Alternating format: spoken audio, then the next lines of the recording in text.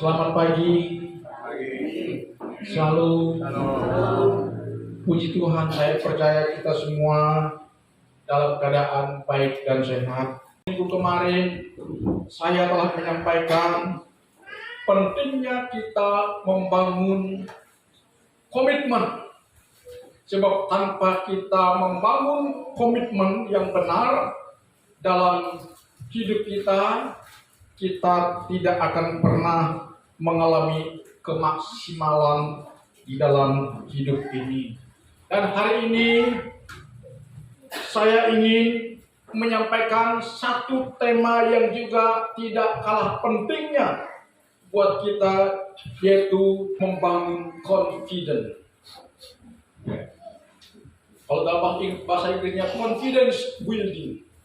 Kita perlu membangun confidence. Pertanyaannya, apa itu confident? Confident artinya percaya atau kepercayaan. Ya. Keberanian untuk mempercayakan hidup kita kepada Tuhan. Itulah yang dimaksud dengan confident. Membangun confident, membangun kepercayaan kepada Tuhan. Di dalam 1 Yohanes pasal 5 ayat 14 di sana dikatakan yang berbunyi demikian, dan inilah keberanian percaya kita kepada Tuhan, yaitu bahwa Ia mengabulkan doa kita jikalau kita meminta sesuatu kepadanya menurut kehendaknya. Keberanian kita mempercayai Tuhan, itulah yang dimaksud dengan confidence. Keberanian dalam kita mempercayai Tuhan dalam seluruh aspek hidup kita, itulah kepercayaan atau mempercayakan Tuhan. Sebab tanpa kita mempercayai Tuhan dalam seluruh aspek hidup kita, dalam seluruh perjalanan hidup kita, tidak mungkin kita akan mengalami kemajuan dalam hal rohani. Dan saya agak khawatir jangan-jangan Tuhan tidak berkenan kepadaku. Itulah sebabnya tema ini sengaja kami angkat, kami sampaikan kepada kita bahwa salah satu yang sangat penting untuk kita menjaga kesehatan rohani kita adalah dengan kita membangun kepercayaan kita kepada Tuhan, membangun confidence kita, yaitu keberanian kita untuk mempercayakan Tuhan. Karena apa? Karena kalau kita berani mempercayakan hidup kita kepada Tuhan, karena Tuhan tahu hari depan kita, Tuhan tahu masa depan kita. Keberanian untuk mempercayakan Tuhan atau hidup kita kepada Tuhan. Kenapa harus kita bangun? Jawabannya adalah karena Tuhan yang mengerti jalan-jalan yang harus kita tempuh. Tuhan punya solusi untuk setiap tantangan hidup kita, dan sebaliknya tanpa Tuhan kita tidak akan bisa berbuat apa. Jadi bagaimana kita membangun kepercayaan kita kepada Tuhan, yaitu Tuhan Yesus. Saya akan menyampaikan 4 poin penting kepada kita untuk bagaimana kita membangun kepercayaan kita kepada Tuhan. Yang pertama, kita harus benar-benar memiliki kesadaran bahwa kita ini adalah anak-anaknya Tuhan. Katakan amin. Kalau kita belum memiliki kesadaran ini, bagaimana kita bisa membangun kepercayaan kepada Tuhan? dengan kita sadar bahwa kita ini adalah anak-anak Allah, anak-anaknya Tuhan, karena di dalam Efesus pasal 1 ayat 5 mengatakan dalam kasih-Nya Ia telah menentukan kita dan dari semula oleh Yesus Kristus untuk menjadi anak-anaknya sesuai dengan kerelaan kehendak-Nya. Jadi dengan kita memiliki kesadaran ini, maka saya percaya kepercayaan kita kepada Tuhan akan terus kita bangun, akan terus kita pertahankan, akan terus kita bina. Ya. Sebagaimana seorang anak dengan orang tuanya. Kalau misalnya anak yang kita lahirkan tidak sadar kalau dia adalah anak kita, bagaimana dia bisa mempercayakan hidupnya kepada kita? Demikian juga kita sudah sadar. Ya, jadi untuk membangun kepercayaan kepada Tuhan, maka kita harus menyadari yang pertama ini, bahwa aku adalah anak-anak Tuhan. Melalui penebusan Yesus Kristus di kayu salib, kita sudah terpisah kepada anak-anaknya Bapa. Itulah sebabnya kenapa agama-agama lain tidak pernah berdoa kepada Tuhan memanggil Bapa. Kalau Islam berdoa Allah Subhanahu wa Ta'ala. Kalau orang Buddha, Santi, apa namanya? Saya lupa itu ya. Ya, kayak gitu. Kalau Kristen apa? Bapa. Bapa yang baik. Nah, kalau kita memanggil Tuhan itu Bapa, berarti kita sadar dong bahwa aku ini anaknya Bapa. Katakan amin. Tapi ada banyak orang berdoa memanggil Tuhan itu Bapa, tapi dia tidak menyadari kalau dia anak Bapa. Nah, disinilah letak ketidaknormalan kita dalam iman kekristenan kita. Kalau kita sudah berdoa kepada Tuhan, kita panggil dia Bapa, berarti kita mengakui kita ini anaknya.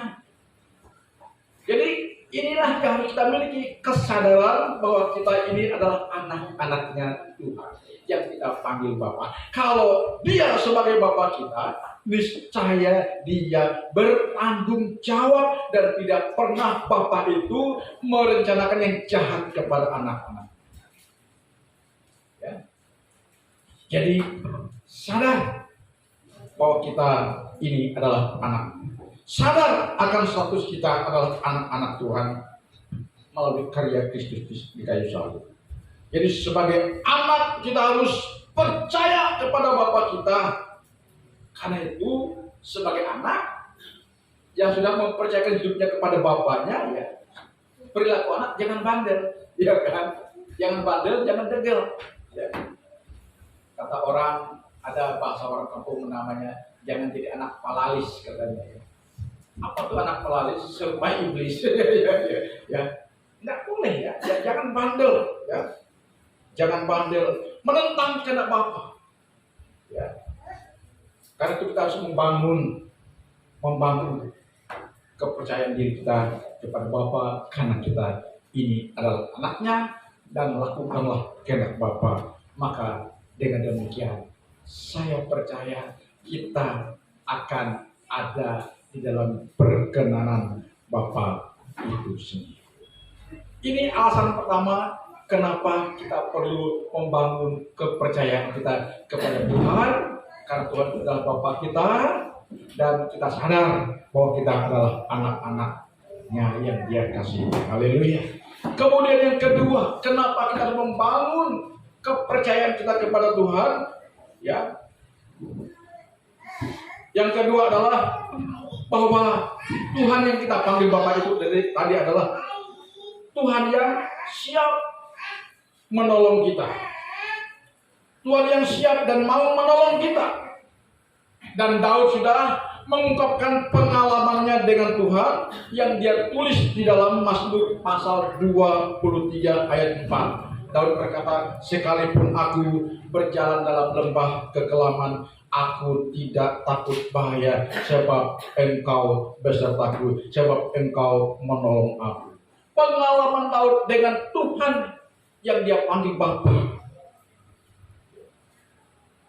yang tidak pernah meninggalkan dia, yang akan senantiasa menolong dia, membela dia, sampai Daud berkata, sekalipun Aku berjalan dalam lembah kekelaman, aku tidak takut bahaya, sebab Tuhan menyertai aku, sebab Tuhan menolong aku, sebab Tuhan menopang aku, sebab Tuhan membela.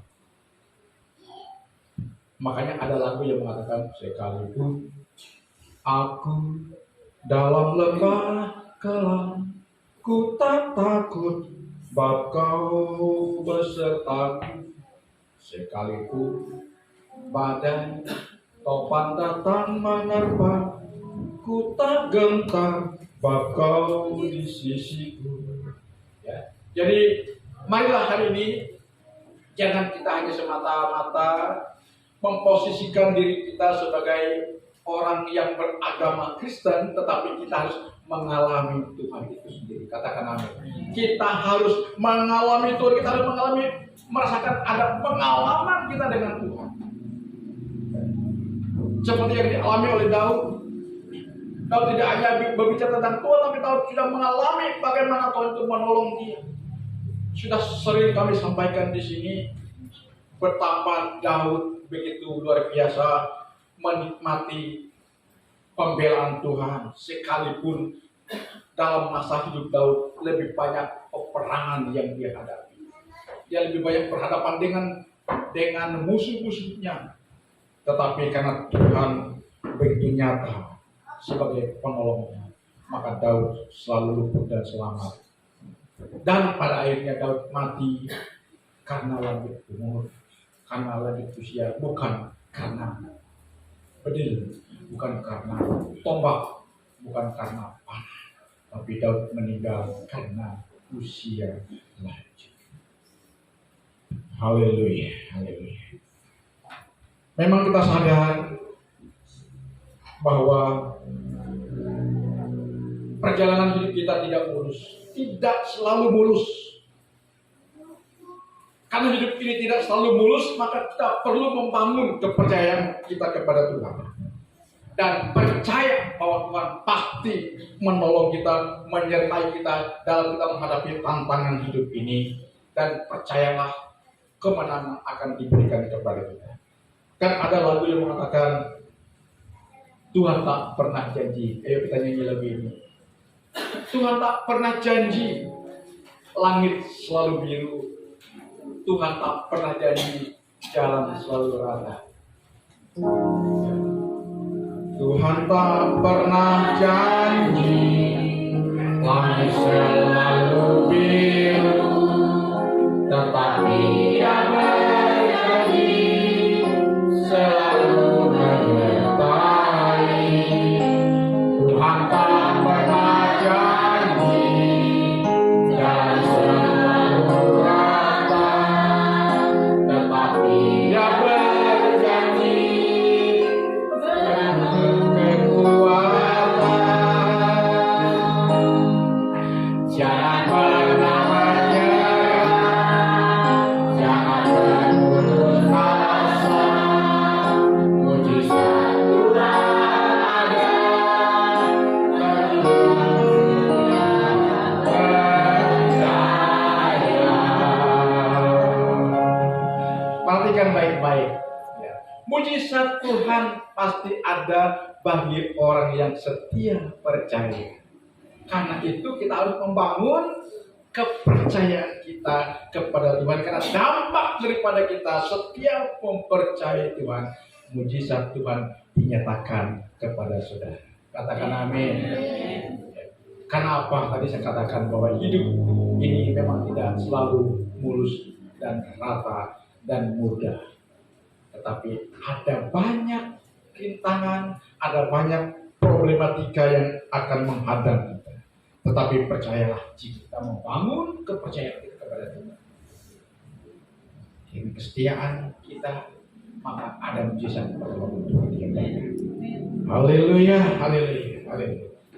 Di tahun 2023, jangan kita abai. Jangan kita lagi menjadi orang yang biasa percaya, sekedar percaya, tapi kita menjadi seorang percaya yang luar biasa. Katakan amin. Percayalah tahun ini akan menjadi tahun yang penuh dengan terobosan-terobosan yang kita akan alami jika kita berani mempercayai Tuhan dalam seluruh aspek hidup kita. Ya, jadi alasan kedua kenapa kita harus membangun kepercayaan kita kepada Tuhan, karena Tuhan kedua adalah penolong kita. Yang setuju percaya katakan amin. Kemudian yang ketiga, kenapa kita harus membangun kepercayaan kita kepada Tuhan untuk membangun confidence kita? Poin yang ketiga ini sangat penting, baik kita sebagai orang tua maupun generasi muda, bahwa pentingnya kita membangun kepercayaan kita kepada Tuhan karena Tuhan punya rencana yang indah bagi kita semua. Katakan amin.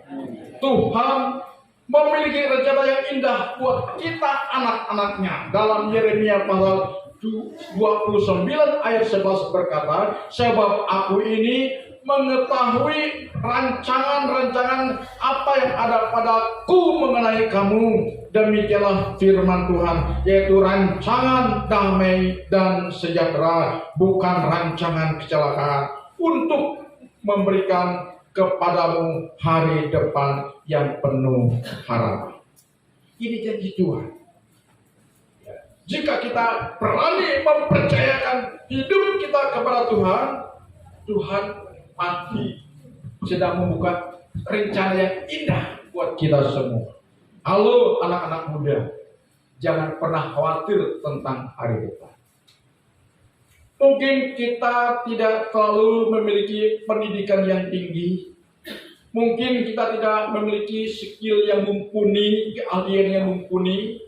Tapi kalau kita berani mempercayakan Tuhan dalam seluruh aspek hidup kita, percayalah firman Tuhan ini akan digenapi dalam hidup saudara. Katakan amin. Karena hidup saudara bukan dengan cara saudara lagi yang menjalani, tapi ada kuasa pemberdayaan Tuhan yang berlaku bagi kita. Kuasa pemberdayaan Tuhan itu tidak kelihatan oleh mata kita, tetapi nyata hasilnya, nyata akibatnya, nyata dampaknya dalam hidup kita, dalam realita kehidupan. Beda dengan orang yang sekuat tenaga mempercayakan hidupnya dengan kekuatannya sendiri. Saudara tahu seperti Sambo punya uang sampai 100 triliun misalnya ya, karena dengan kekuatannya dia buat semacam ya rekayasa untuk menutupi dosanya, tapi tetap terkuak dan pada akhirnya dia berhadapan dengan Tuhan. Sampai keluarganya hancur, istrinya 20 tahun divonis penjara, dia divonis mati. Apa jadinya? Padahal katanya dia adalah anak Tuhan, orang Kristen. Kenapa bisa terjadi seperti itu? Karena dia menjalani hidupnya dengan caranya. Sekalipun untuk seketika dia memperoleh apa yang dia mimpikan, tetapi karena itu bukan cara Tuhan, itu bukan kehendak Tuhan, akibatnya adalah fatal, saudara. Karena itu kalau kita menjalani hidup kita dengan cara Tuhan, kita tidak akan berakhir dengan kefatalan. Kita akan berakhir dengan keindahan. Katakan amin. Saya selalu memberikan semacam statement kepada teman-teman, kepada jemaat. Hidup yang paling normal, yang paling baik adalah jika kita berakhir kepada yang namanya happy ending. Katakan amin. Happy ending. Bahagia sampai akhir. Nah, kalau kita menjalani hidup kita dengan cara Tuhan, karena Tuhan sudah merancangkan yang terindah buat kita, dengan catatan kalau kita berani mempercayakan hidup kita kepada Tuhan. Coba tidak mungkin Tuhan membuka rancangan, memberikan rancangan yang indah buat kita kalau kita tidak berani mempercayakan Tuhan.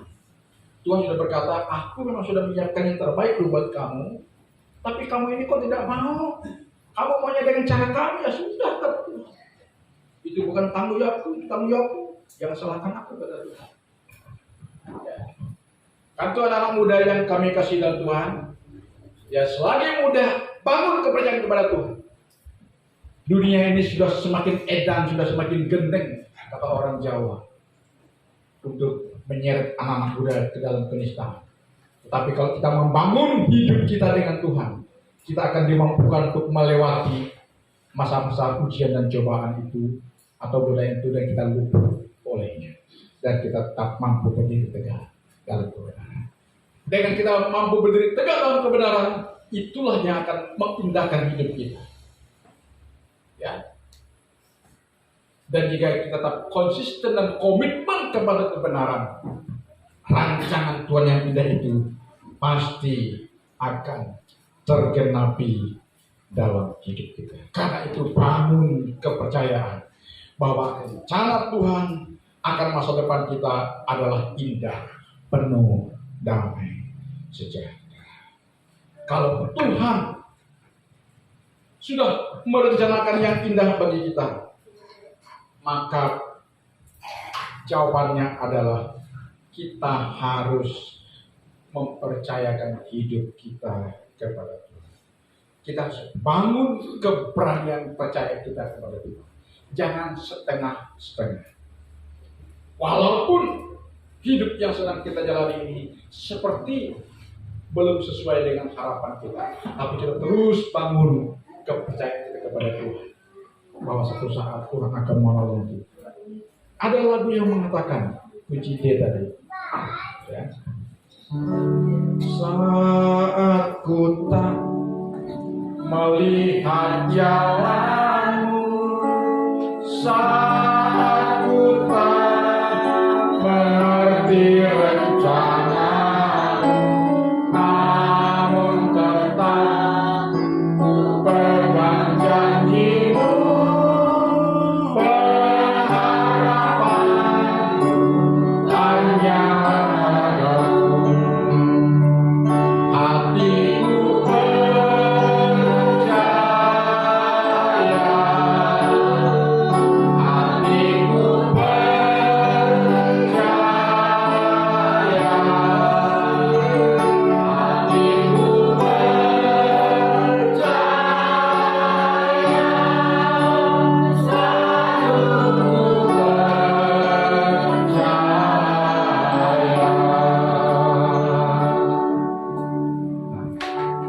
saat hidup sedang tidak sesuai dengan harapan kita. Di sanalah kita harus benar-benar diuji sejauh mana keberanian kita terus mempercayakan Tuhan dalam hidup. Saat-saat kehidupan tidak sesuai dengan harapan kita, di sanalah komitmen kita, dedikasi kita diuji. Apakah kita masih berpihak kepada Tuhan? Apakah kita masih mengutamakan Tuhan? Karena itu di dalam gereja kita ini saya tidak terlalu wah dalam celebration, dalam ibadah, dalam perayaan ibadah kita seperti gereja-gereja lain. Kami ingin menitikberatkan bahwa hidup ini akan bisa berubah jika kita mau taat kepada firman Tuhan yang kita dengar setiap hari. Firman itu dikhotbahkan. Sekalipun saudara pintar menyanyi, sekalipun acara ibadah kita begitu rapi dan tertata mantap, misalnya ada tari tamborennya lengkap dengan singernya, musik yang mumpuni, itu tidak salah. Tetapi kalau kita abai akan firman Tuhan, tidak ada. Supaya membuktikan, ada banyak gereja-gereja yang menitikberatkan entertainnya. Acara ibadahnya wah emang enak, tapi habis itu